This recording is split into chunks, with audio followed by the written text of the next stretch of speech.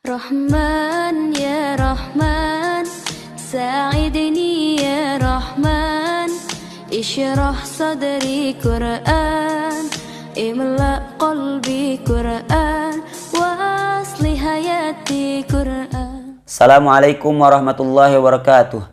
Alhamdulillahirabbil alamin wa bihi nasta'inu ala umuri dunya waddin. Wassalatu wassalamu ala Rasulillah wa ala alihi wa ashabihi wa mawalah. Amma ba'd. Allahumma anfa'na bima 'allamtana wa 'allimna ma yanfa'una wa zidna ilman nafi'an ya rabbal alamin. Kembali di channel Ngaji Bahas Al-Qur'an yang membahas seputar kemukjizatan Al-Qur'an dikaitkan dengan keilmuan-keilmuan yang ada di dalam bahasa Arab. Allah berfirman di dalam surat Al-Baqarah ayat 125, A'udzubillahi minasyaitonirrajim, Bismillahirrahmanirrahim. Wa idz ja'alna al-baita mathabatan lin-nasi wa amna wattakhidhu min maqami Ibrahim musalla wa ahidna ila Ibrahim wa Ismaila an tahhira baitiya lit-ta'ifina wal 'akifina war-ruk'i sujud. Kemudian di surat Al-Hajj ayat 26 Allah berfirman, A'udzubillahi minasyaitonirrajim, Bismillahirrahmanirrahim. Wa idz bawwa'na li Ibrahim makanal baiti alla tusyrik bi syai'a wa tahhir baitiya lit-ta'ifina wal qa'imina war-ruk'i sujud. Kita lihat di dua ayat tersebut ada kata al-akifin dan al-qa'imin.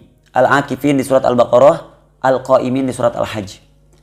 Pertanyaannya adalah kenapa al-akifin di surat Al-Baqarah dan al-qa'imin di surat Al-Hajj? Yang padahal al-akifin dan al-qa'imin berada di antara dua kata yang sama, yaitu at-ta'ifin dan ruk'is sujud.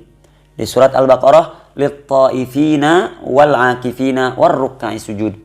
Kemudian di surat Al-Hajj, lit-ta'ifina wal-qa'imina war-ruk'is sujud. Jawabannya wallahu a'la wa alam, dilihat dari konteks ayat tersebut.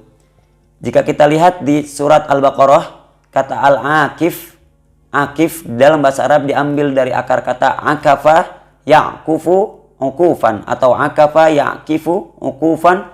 Artinya pendekatannya dari dalam bahasa Indonesia adalah berdiam diri atau tetap dalam satu keadaan. Kata akifa sering digunakan di dalam Al-Quran. Di surat Al-A'raf ayat 138 Allah berfirman, A'udzubillahi minasyaitonirrajim, Bismillahirrahmanirrahim. Wajawazna bi bani Israil al-bahra fa'atau ala qaumin ya'kufuna ala asnamin lahum. Ya, kami seberangkan Bani Israel dari laut itu, ya, kemudian mereka menemukan kaum yang tetap beribadah kepada asnam atau berhala.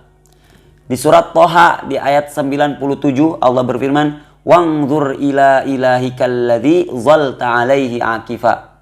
Zalta alaihi akifa. Lihatlah Tuhanmu yang dibuat dari sapi, kamu tetap beribadah kepadanya. Akifa.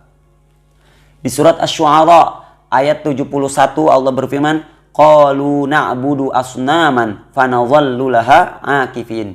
Kami mengatakan tetap beribadah, tetap dalam keadaan beribadah kepada siapa? Kepada asnam. Jadi kata akifa adalah artinya berdiam diri atau tetap dalam satu keadaan.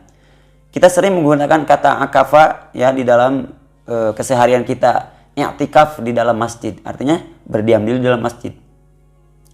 Lalu di surat itu atau di ayat itu kita lihat di awalnya Allah mengatakan wa idz ja'alnal baita mathabah. Mathabah diambil dari kata thaba yathubu mathabah. Artinya adalah tempat berkumpul, tempat peristirahatan. Yang tentunya Baitullah itu adalah tempat berkumpul, tempat beristirahatan yang aman, yang bisa ditempati. Jadi konteks ayat tersebut berbicara tentang Baitullah adalah tempat yang aman, tempat berkumpul yang bisa ditempati, yang bisa dijadikan tempat tinggal di situ. Ya. Ditambah lagi dikuatkan setelah ayat itu Nabi Ibrahim mengatakan wa idz qala Ibrahimu rabbi ja'al hadza baladan amina. Yang tentunya balad yang amin akan senantiasa ditempati, yang bisa ditinggali. Lalu kita lihat di surat Al-Hajj. Al-Qa'imin. Al-Qa'imin artinya adalah yang sholat, yang sembahyang. Kata Al-Qa'im sering digunakan dalam Al-Quran, maknanya adalah sholat. Wal qa'imin atau al-muqimin as-shalah atau aqimis shalah, dirikanlah sholat. dalam ayat Al-Hajj, konteks ayat tersebut berbicara tentang larangan untuk berbuat musyrik. Wa idz bawwa'na li Ibrahima makanal baiti alla tusyrik billahi syai'a. Lihat, bentuk tidak musyrik itu adalah dengan mengesahkan Allah dan beribadah kepada Allah. Salah satu ibadah yang jelas menunjukkan kita tidak berbuat musyrik adalah dengan salat. Maka kata al-muqimin adalah cocok di situ. Kenapa?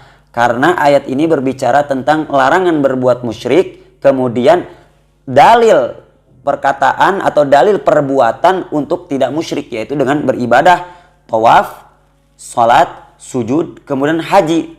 Haji berada setelah ayat itu, dikatakan dalam setelah ayat itu, wa adzin fin nasi bil haji ya'tuka rijalan wa ala kulli dhamiri ya'tina min kulli fajjin amiq.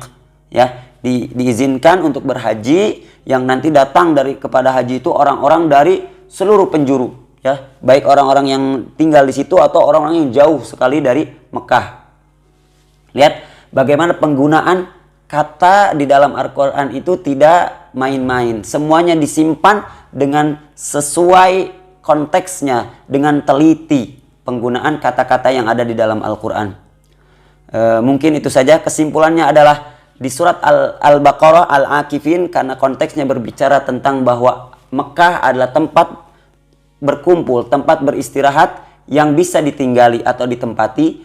Kemudian di surat Al-Hajj, konteks ayat tersebut berbicara tentang larangan untuk berbuat musyrik, dan bentuk ibadah yang menunjukkan tidak musyrik itu adalah dengan sholat. Mungkin itu saja. Wallahu a'la wa alam. Wa nisbatul ilmi ilaihi aslam wa ahkam. Assalamualaikum warahmatullahi wabarakatuh. Rahman ya Rahman, sa'idni ya Rahman, ishrah sadri Qur'an, imla qalbi Qur'an.